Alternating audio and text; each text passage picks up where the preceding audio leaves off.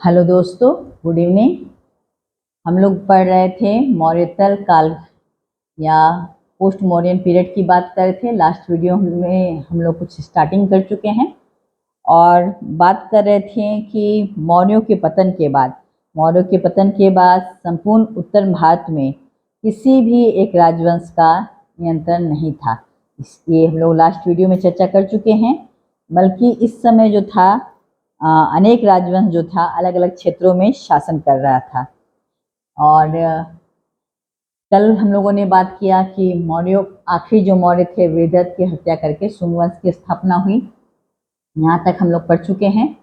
आज की वीडियो में हम देखेंगे कि शुंग के अलावा इस समय पोस्ट मौर्यन पीरियड में और कौन कौन से छोटे छोटे राजवंश हुए। तो शुंग की बात हम लोग कर रहे थे और शुंग काल में हम लोगों ने देखा कि जो आखिरी शुंग था उसकी भी हत्या हो गई।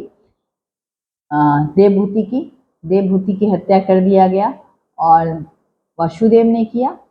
और वासुदेव ने एक नए वंश की स्थापना की। ये जो था हमारा कण्व वंश था। इसने अपने गद्दी पे सिंहासन में बैठा 75 ईसा पूर्व में और इसका कार्यकाल बहुत छोटा रहा है, 30 BC तक रहा है।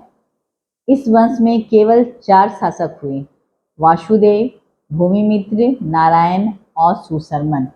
कल हम लोगों ने कुछ और भी चर्चा किया था कि अध्ययन की सुविधा के दृष्टिकोण से इन शासक वर्ग को हम लोग क्या कर रहे हैं, 2 वर्गों में विभाजित कर दे रहे हैं। यानी कि जो मौर्योत्तर काल में भारत पे शासन किए।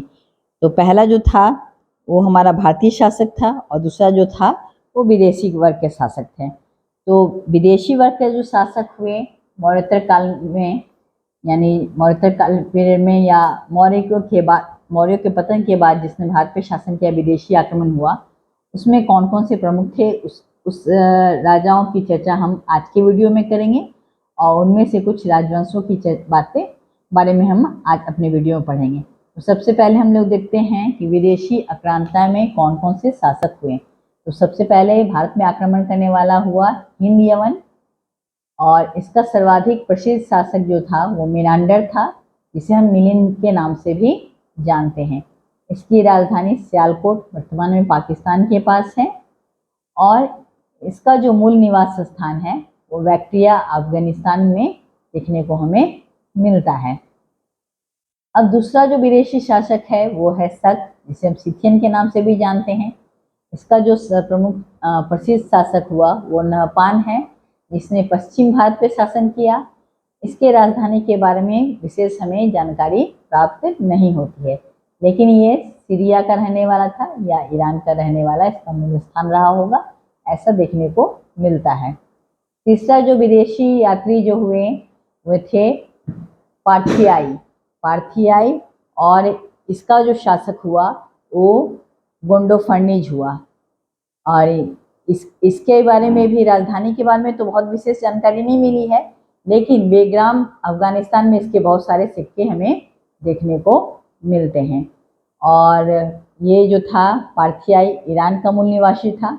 इसके बाद चौथा जो इम्पोर्टेंट विदेशी आक्रमणकारी हुए वो हुआ कुषाण। कुषाण बहुत ही फेमस है, इसे यूची के नाम से भी जाना जाता है। और इसका प्रमुख जो शासक हुए वो कनिष्क हुए और इसके जो सिक्के मिलते हैं इसकी राजधानी में भी प्राप्त होते हैं। इसकी राजधानी थी उज्जैन में थी और पुरुषपुर, 2 राजधानी थी इसकी। ये मूल निवासी था कहाँ का, चाइना का या तुर्किस्तान का भी रहा होगा, ऐसा भी साक्ष्य मिलता है। तो सर्वप्रथम आज के वीडियो में हम बात करेंगे 2 राजवंश के, एक हिंद यूनानी और ये भी विदेशी शासक थे, और दूसरा हमारा शक शासक। इसकी चर्चा हम करेंगे आज की वीडियो में। तो सबसे पहले हम बात करते हैं हिंद यूनानी, जो कि विदेशी प्रमुख फर्स्ट में आक्रमण करने वाले पहले विदेशी शासक हुए। ये भारत में सबसे पहले आक्रमण किया इन्होंने, हिंद यूनानियों ने, और ये बैक्टीरिया यूनानी कहलाते थे। हिंद यूनानी ने भारी संख्या में सिक्के जारी किए और संभवतः माना जाता है कि सोने के सिक्के जारी करने वाला ये पहला शासक रहा होगा। हिंद यूनानी शासक ने पश्चिमोत्तर भारत में यूनानी कला का संरक्षण दिया, जिसे हेलेनिस्टिक आर्ट कहा जाता था। आज इसी आर्ट को हम लोग गंधार कला का मिश्रित रूप भी के रूप में देखते हैं, जो कुषाण के समय में काफ़ी प्रसिद्ध हुआ, गंधार आर्ट। अब हम एक और विदेशी शासक की बात करते हैं, वह है शक है, जिसे सिथियन नाम से भी जाना जाता है। इसकी 5 शाखाएं थी और प्रत्येक शाखा की राजधानी भारत और अफगानिस्तान में देखने को मिलता है। भारत में शक अपने आप को क्षत्रप कहते थे। शक संवत की शुरुआत संभवतः इसी के काल में हुआ होगा। कुछ और भी साक्ष्य में मिलता है, जैसे 57 से 58 ईसा पूर्व में उज्जैन में एक राजा ने शकों से युद्ध किया, उन्हें पराजित किया। वो अपने को विक्रमादित्य कहता था और संभवतः विक्रम संवत उसी के नाम पर देखने को मिलता है, जो 57 ईसा पूर्व में शकों पर अपनी विजय से आरंभ माना जाता है। शकों का सबसे जो शक्तिशाली या सब प्रमुख शासक जो था वो रुद्रदामन था। इसका शासनकाल माना जाता है 130 से 150 ईस्वी। सबसे विख्यात शक यही था और इसका एक अभिलेख हमें मिलता है। ये हमें मौर्यों के काल में भी हमने इसका चर्चा की है, जूनागढ़ अभिलेख। ये गिरनार पर्वत गुजरात में से प्राप्त हुआ है, ब्राह्मी लिपि में लिखा गया है, उत्कीर्ण है और संस्कृत भाषा का ये अभिलेख है। रुद्रदामन जो था संस्कृत का काफ़ी प्रेमी था।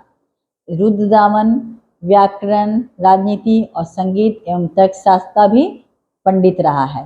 तो ये तो हमारा है विदेशी शासक, जिसमें हमने आज की वीडियो में हिंद यूनान की चर्चा की और दूसरी शक शासक की चर्चा की।